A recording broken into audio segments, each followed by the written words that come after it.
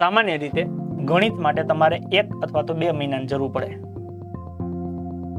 કોઈ મજબૂત વિદ્યાર્થી હોય તો 1 મહિનો, નબળો વિદ્યાર્થી હોય તો 2 મહિના.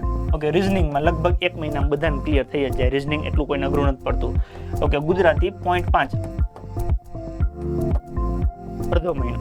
ઓકે, ઇંગ્લિશમાં હોશિયાર હોય તો 1 મહિનો, નકર 1.5 મહિનો. પછી આ જીકે. હવે જીકેમાં કેવું આવે? જો જીકેમાં એક ઇતિહાસ આવે, પછી ભૂગોળ આવે, ઓકે, પછી બંધારણ આવે, પછી વિજ્ઞાન આવે. આ મેઇન અગત્યના વિષયો છે. વારસો, ઇતિહાસ, ગુજરાત, ભારત એટલે મહિનો લાગી જાય, ભૂગોળમાં મહિનો લાગી જાય, બંધારણમાં મહિનો લાગે, વિજ્ઞાનમાં લાગે, વારસામાં લાગે. પછી 1 મહિનામાં છૂટક છવાયા રમત ગમત છે ને કમ્પ્યુટર છે ને એ. એટલે 1, 2, 3, 4, 5, 6, 7, 8, 9 અને 0.5 એટલે 9.5 ના 10 મહિના ગણી લ્યો. હાલો, જો કોઈને વધારે જરૂર પડે તો આ 1-2 મહિના બીજા.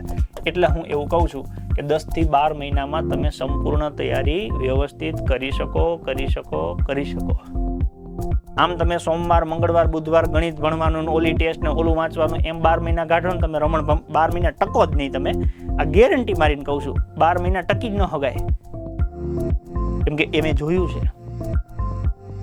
એના કરતા તમે વિષય વાઇઝ જાઓ, એક વિષય પૂરો કરો, બીજો પૂરો કરો, ત્રીજો પૂરો કરો, ચોથો પૂરો કરો, પાંચમો પૂરો કરો. તમારે એમ થાય મારે વહેલું કરવું છે, ઓકે, 2 વિષય કરો. લો તેવડ હોય તો 2 વિષય ભેગા કરો તો 6 મહિનામાં પતાવી શકો. 3 વિષય પૂરા કરો તો 5 મહિનામાં પતી જાય, 4 મહિનામાં પતી જાય.